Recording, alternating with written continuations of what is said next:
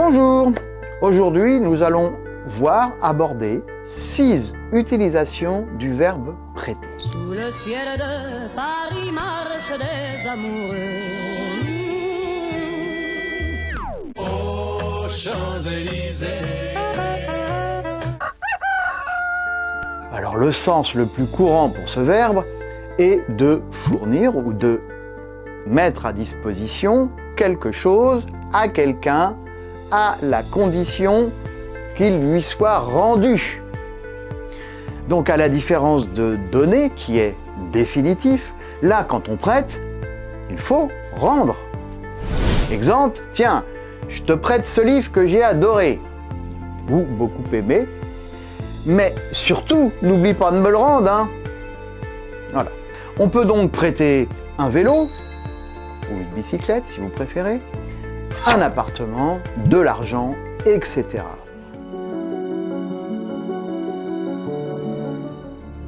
Premier exemple. Prêter attention. Prêter attention, c'est être attentif et concentré sur quelque chose, mais cela peut aussi vouloir dire observer ou regarder avec vigilance ou scruter, le verbe le plus précis. Ou encore, être à l'écoute de quelqu'un. On dira d'ailleurs alors prêter l'oreille ou tendre l'oreille.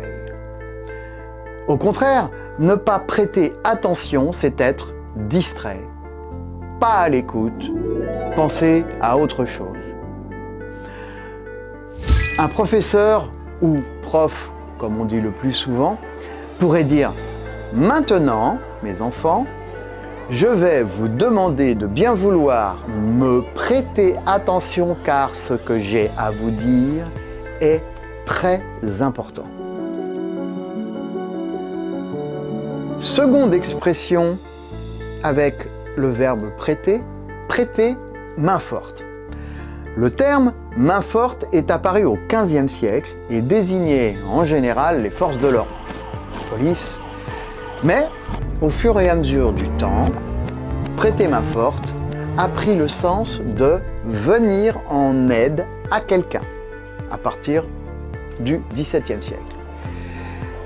Et donc, à plusieurs ou tout seul, on vient prêter main forte à quelqu'un, surtout quand on s'aperçoit qu'il n'y arriverait pas tout seul.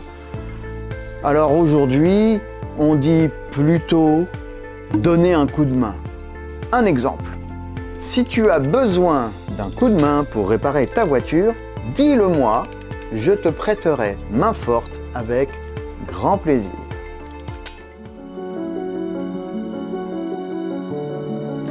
Troisième formule avec le mot prêter. Prêter serment. C'est jurer de façon solennelle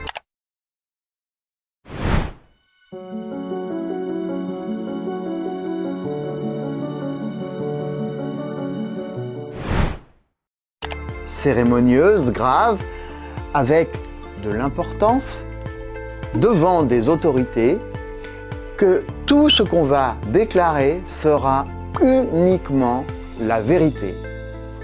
On utilise toujours cette expression aujourd'hui devant la justice.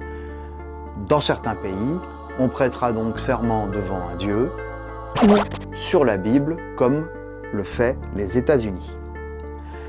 La phrase prononcée en général est la suivante: je jure de dire la vérité, toute la vérité, rien que la vérité.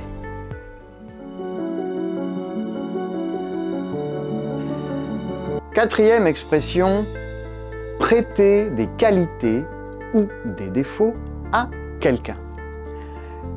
Eh bien, c'est donner ou attribuer à une personne des compétences, de la culture, du professionnalisme, de la sagesse, grâce à l'intuition, c'est-à-dire ce que l'on ressent, ou l'impression que donne cette personne.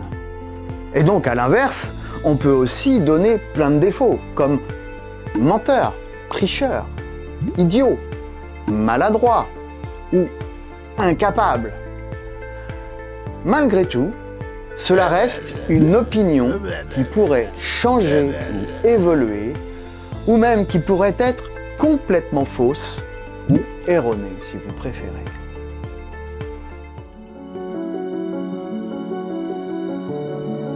Autre utilisation du verbe prêter, prêter à rire. Prêter à rire, c'est attirer les moqueries des autres par sa tenue, son attitude, ses propos, son rire, son accent, ses gestes, son vocabulaire, etc. C'est paraître ridicule aux yeux des autres.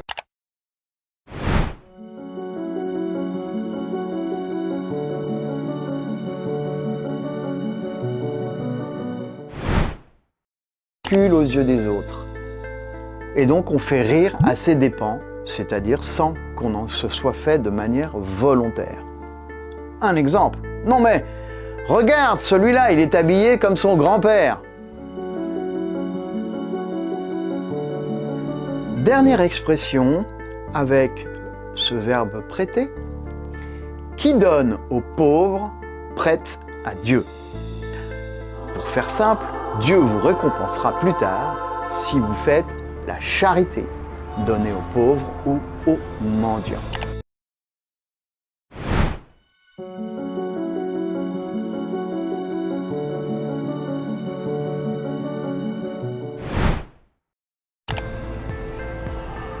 Cette phrase, on la retrouve dans la Bible et Victor Hugo l'utilisera dans son recueil de poèmes, Les Feuilles d'automne.